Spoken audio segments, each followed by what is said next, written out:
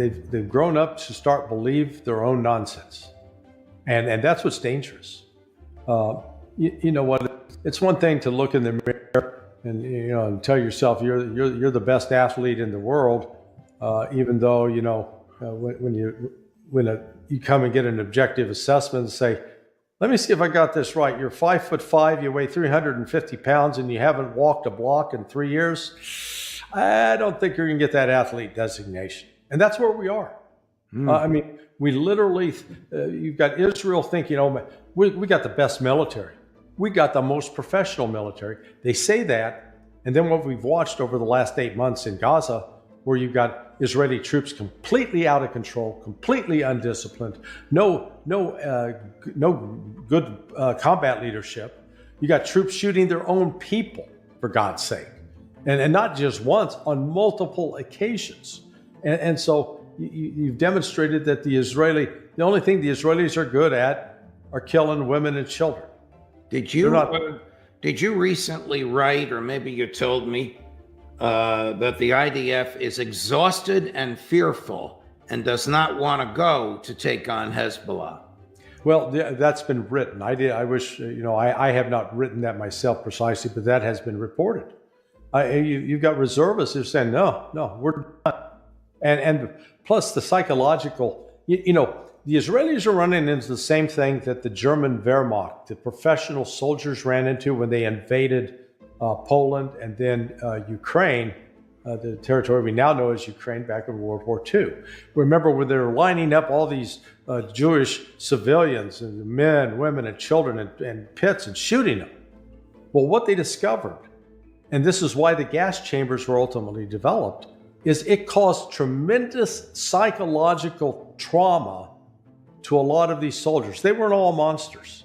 They were still human beings, and all of a sudden they were sitting there recognizing they had killed children, babies. They had killed young women. They'd killed people that looked like their mothers. And they could, it was psychologically damaging them. And the professional part of the German Wehrmacht, not the SS, but the Wehrmacht, they came forward and said, okay, this has got to stop because you're making our guys' combat ineffective. And that's one of the main motivations that led to the development of first the gas fans and then later the actual gas chambers. Are IDF soldiers who are not, by and large, professionals, who are basically draftees, are they suffering from the same, whatever you want to call it, blowback from slaughtering Palestinians? Absolutely. Yeah, there's a growing number. There have been reports in the Israeli press, not just Haaretz, sort of the left-leaning one, but in others, that the number of traumatized reservists that have served in Gaza and been witness to these things, they're in great need of counseling. And you're getting suicides. You're getting some of the same things you've seen within our own military personnel, where people who were just ultimately stressed out by the combat against civilians ended up taking their own lives. Well, let's start with the fact that Israel is lying about its objective in Palestinian territories. They're not out to defeat Hamas. They can't defeat Hamas. What they're out to do is to expunge all Palestinians from territory they currently operate, that they live on. They want it's a form of genocide. It's a form of extermination. The piece I wrote that you're showing right now, revisiting the October 7th Hamas attack, and Scott early on was right on top of this, pointing out that even though the Israeli propaganda machine kicked into overdrive almost immediately to portray this as some sort of blind rage attack by Hamas, that all they wanted to do was rape and kill and commit all sorts of heinous crimes, the reality was it was actually a pretty professional military operation on their part. Their one goal was to attack military targets and kill Israeli military personnel, which they did. They knocked out 72 of the Golani Brigade, which is, at least a highly respected unit, or was. And then object number 2, capture as many civilians as possible.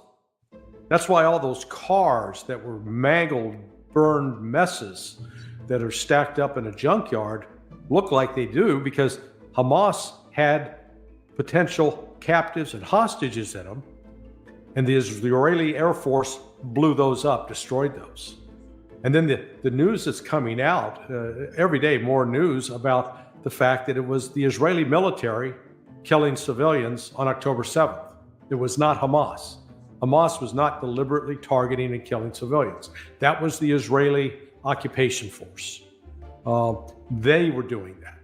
And it's not coming from Hamas people saying that. It's coming from Israelis who were there and who witnessed it. And then people say, oh, how could that be? Well, we've seen over the last week when the Israeli army shot and killed 2 of its own people, or 3 of its own people who had been hostages, who got away.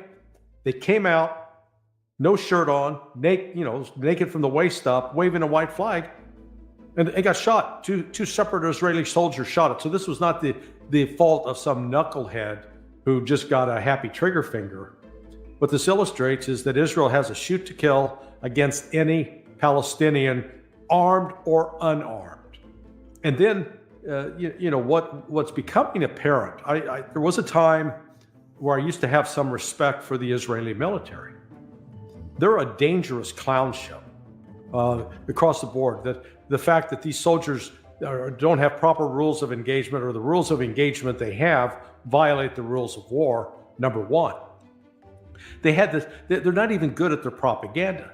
They tried to create a propaganda video about 2 weeks ago, a week and a half ago, where they got all these guys, these Palestinians lined up in their underwear, claiming they're Hamas. They're not.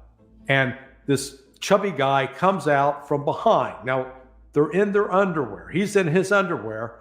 He's got an AK rifle in his left hand and an empty magazine in his right hand. And he walks up and puts it down.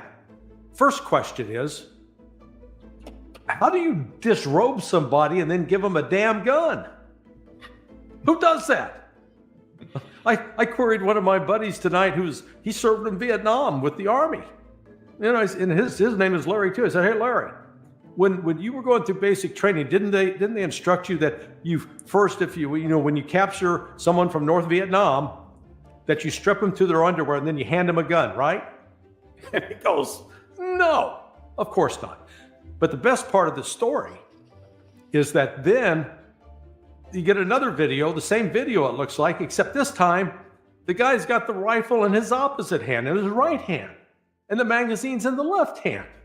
So they were staging this. And you got to step back and say, what amount of pot or narcotic were they on when they thought this up? Because it makes them look stupid. They are stupid for doing it. So the entire point of my piece is just that what we've seen is a military that's out of control, that's unprofessional, that's poorly trained, that's poorly led, and they are wantonly killing civilians. If you went back to October 5th and you had done a survey of the Arab Muslim countries in the Middle East, you'd find that Hamas was not very popular in Egypt. Hamas was not popular, not much support in Saudi Arabia at all. Ditto for Jordan and for Turkey. What Israel has done in the last 3 months is they've turned Hamas into a sympathetic figure, or at least one that the Egyptians, the Saudis, the Jordanians, and the Turks have to pay attention to. If for no other reason, just to placate the guy in the street that's really upset by what they're seeing Israel do to the Palestinian civilians. So it has actually made Hamas stronger. That's the irony of this. It's made Hamas stronger, not weaker. And, Israel's got this, in their mind, they think that they can always kill their way out of something. And it's like they decided, I think it wasn't Netanyahu just announced that maybe they were going to do like Munich 2. In the aftermath of the Munich Olympics, they sent out hit teams to kill all the perpetrators. Well, number one, it was basically a failure as a mission because they killed a waiter up in Norway who wasn't even involved, had nothing to do with it. And they didn't get them all. And when the operation was over, it didn't stop the terrorist attacks. So, I mean, the goal of using force is ultimately to stop the attack. I'm a firearms trainer, and I teach people you never draw your gun and point it at someone unless your life is in imminent danger. And then if you have to point your gun and fire, but make sure you stop the threat. Once the threat's over, gun back in the holster. Well, Israel's never learned that. This policy of killing civilians it's going to cost them. It's bad when a friend of mine, she's Jewish, she's a daughter of a Holocaust survivor, and I was at her house 2 nights ago. They had sort of a holiday party, and she comes up to me and whispers, she goes, "I'm watching what's going on over there, and the Israelis are doing to the Palestinians what the Nazis did to my mother." It's bad when you got a Jewish lady who's a Holocaust survivor who's making that comparison. Let's move over to Gaza. How precarious is Israel's stability due to the Netanyahu leadership of the government as we speak? Until November, my guess is not very precarious. After November, God knows, or maybe not even God, Netanyahu seems to be able to do what he wants, And the notion that he's going against Hezbollah now, well, people need to see that as a crass attempt to get the U.S. involved militarily directly, because he's going to run into trouble deep, as we used to say in the comic books, okay? Trouble deep. And the only savior he can see on the horizon will be the United States. And it'll be before the election. And what will Biden do? Well, we all know what Biden will do. And that is Benjamin Netanyahu's calculation. He's not often wrong on these political things. And I fear for what will happen if Biden, unlike Ronald Reagan, who got some good advice, look, get those troops, get those damn battleships from World War II, get them the hell out of the Mediterranean Sea. They've already killed 243 of our Marines. You want more to die? Get them out. And that's what he did. Will Biden do that in an election year? I don't think so. And that's what Bibi Netanyahu is counting on. Biden may very well be hoping for an attack on American troops to change the dynamic of the election in which he can show himself as a wartime leader. Well, I don't want to attribute the worst of motivations to him, but we all know that when everything else fails, when you're going down the tubes politically, but you're still in charge, you take them to war. Well, that's what Putin knows as well as you and I, Judge. And that's why I think he is hypersensitive to the notion of being provoked into doing things that he really doesn't want to do. I mean, these are pinpricks in the gross scheme of things. And as long as he's prevailing in Ukraine, and as long as the trajectory continues, and there's absolute no reason to think it will not continue, because that aid that we're sending them is not going to get there until later this year, probably not even before the election. He's riding high. He doesn't want to rise to any bait to provoke him. He's got these, as I said before, 3-ton bombs that are bombing the hell out of military places and electrical power stations in Ukraine. God, somebody's got to stay in and say, well, look, is this not enough? Nobody's going to do that before the election unless somebody prevails on Joe Biden to spend more time with his family. Hunter needs him under these circumstances. Right. Getting back to Israel, Itamar Ben-Gvir is not only the head of one of the most extreme right-wing parts of Prime Minister Netanyahu's coalition. He's not only been convicted of terrorist behavior himself, he's the head of national domestic security, the rough equivalent of the head of our FBI. In a rather incendiary statement, which is translated by artificial intelligence, but is understandable, which we'll play for you in a minute, he reveals that in his opinion, the Palestinian prisoners are overcrowding the jails, and instead of being set free, they should be shot in the head. He also reveals that the Knesset, which apparently has to pass a law to allow this and has to vote on it 3 times, has passed this legislation twice, and he's waiting for the 3rd time. Now, I've not seen this or heard this anywhere else, but here is Itamar Ben-Gvir on his desire not to feed, but to execute Palestinian prisoners. Unfortunately, and much to my surprise, I had to inquire recently whether the Nakvith have a fruit basket, as they either have fruit or don't have any, and I say in my opinion they should be shot in the head to punish the terrorists, death, and pass the Otzma Yehudit bill in a 3rd delay, but until then we will give them the minimum which is required by law, nothing more than that.